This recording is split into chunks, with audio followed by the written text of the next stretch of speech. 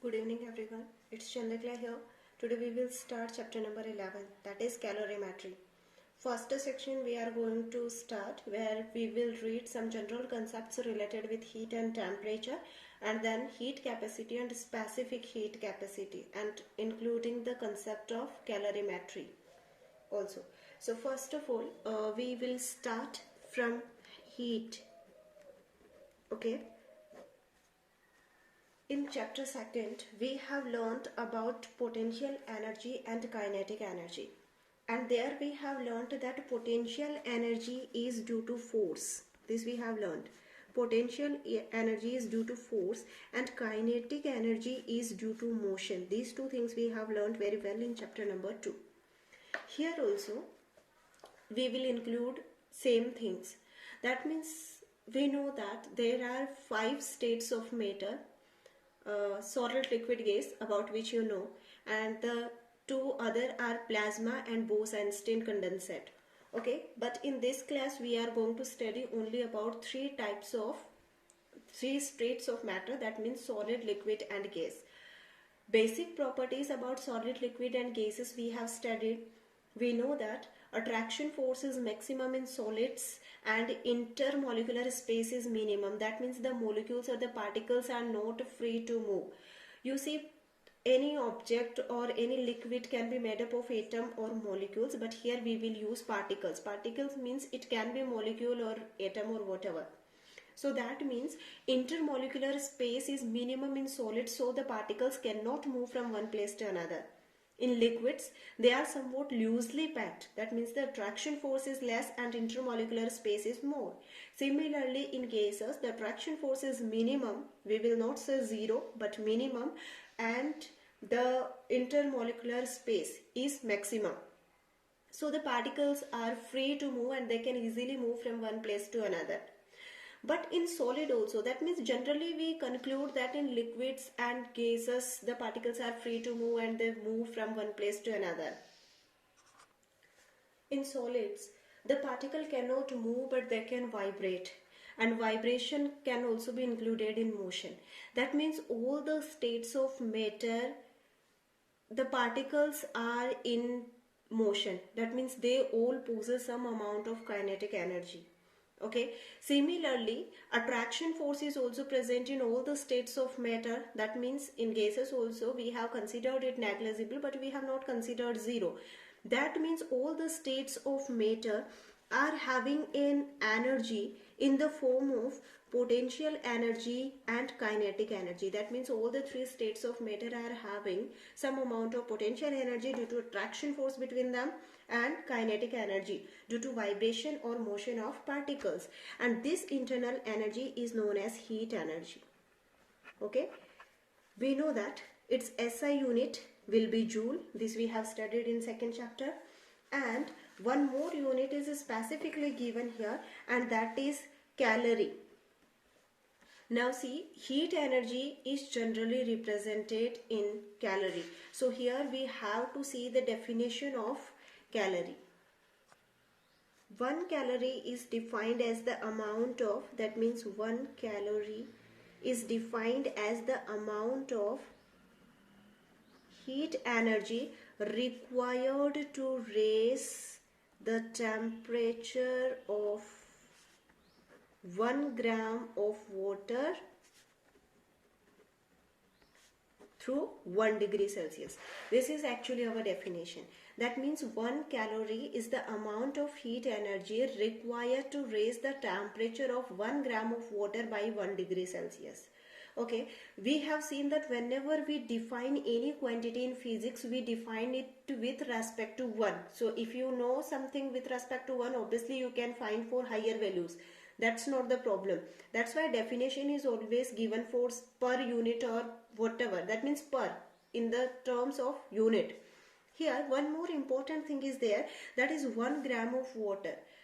Why water has been only taken? Just for standard definition, in class 9th you have learned very well about water, including its anomalous expansion.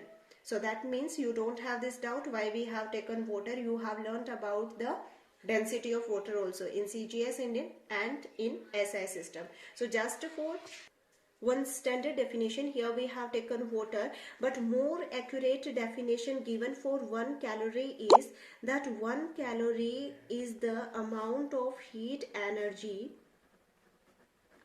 required to raise the temperature of body of 1 gram of water from 14.5 degrees Celsius to 15.5 degrees Celsius. And whenever the definition is asked in exam, we will prefer this second definition. Why? Because we have learned in class 9th about anomalous expansion of water, and we know that water does not show uniform expansion or uniform contraction.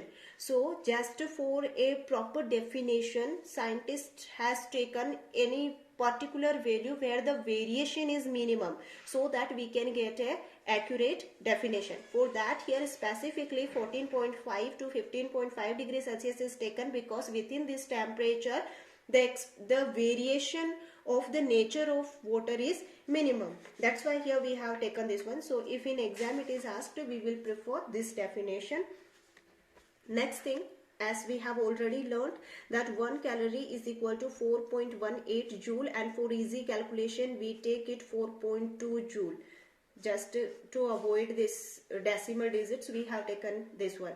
Here one bigger unit is also given, that is kilocalorie. Obviously you know that kilo means 1000, so no problem. Here it is 1000 calorie, and here when you will multiply it by 10 raised to power 3, you will get 4200 joules. Now if you have to define 1 kilocalorie, then instead of this 1 gram you will use kilogram.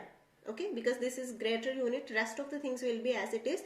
1 kilocalorie is the amount of heat energy required to raise the temperature of 1 kilogram of water from 14.5 degrees Celsius to 15.5 degrees Celsius.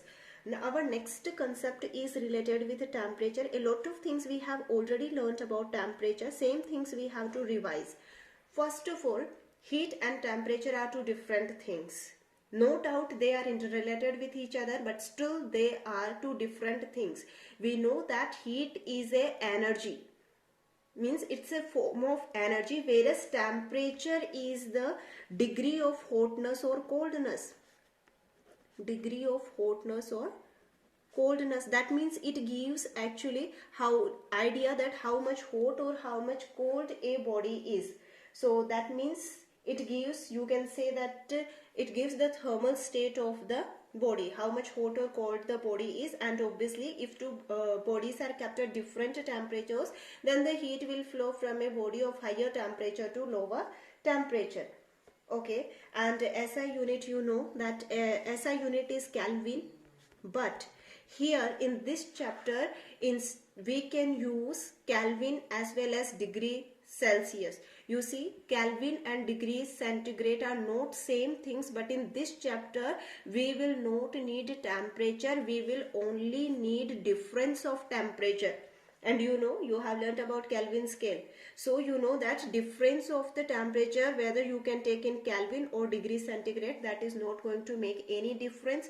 So whatever given in the question, we will prefer Kelvin because it's SI unit, but if it's in degree centigrade, no need of converting it, we will use it as it is. And then we know that how we will convert if we are having any value of temperature in degree centigrade, then we will add 273 to that degree centigrade, then we will get the temperature in Kelvin. This we already know. Okay, one more thing, one word is here, that is absolute temperature, and this is very important word actually, absolute zero temperature. That means this is the temperature 0 Kelvin. It's not 0 degrees centigrade. See, 0 degrees Celsius and 0 Kelvin are two different things. And absolute 0 temperature is 0 Kelvin. That means the minimum value on the Kelvin scale. You cannot go below that. Till now we have even not, we are not able to obtain exactly the 0 Kelvin also. But we in calculations, almost we consider it 0 and then we take in calculation 0 and solve our problems, but practically it's not possible till now also to obtain 0 Kelvin temperature. It is so low temperature. Obviously you know that it is 273 degree minus 273 degree Celsius. So below this we cannot go on the Kelvin scale. Okay, then some things are given here which differentiate heat and temperature, that why we cannot consider heat and temperature as same quantities. We all know that to increase the temperature of a body we need to give it heat, but the amount of heat absorbed or released by a body to increase the temperature, that does not depend only on temperature, but it depends on three factors. That means our next topic is heat released or absorbed, whatever that depends on situation. Released depends on three factors, that's why we directly cannot that means we directly cannot consider heat and temperature as same things. So here the first thing is mass of the body, and the second thing is temperature, and here we are using it del T, and the third one is material. Okay, that means here in this chapter we will work only difference in the temperature. That means by what amount the temperature is increasing, difference in the temperature, it is increasing by 2 degrees Celsius or it is increasing by 1 degree Celsius. That is only our work. At what temperature initially the body was and at what temperature finally the body will be, that's not our matter. So everywhere we will conclude del T, change in temperature. Here if you want to see the examples, you can see it. You see, first factor we will see, that is mass. If you have to heat 1 kilogram of water, or if you have to heat 2 kilogram of water, both waters you want to raise their temperature by 1 degree Celsius, and you see your material is water. In both the cases you are heating only water. So you see here, you are increasing the temperature by same amount, this is same, material is also same, but you clearly you can see from here that if you will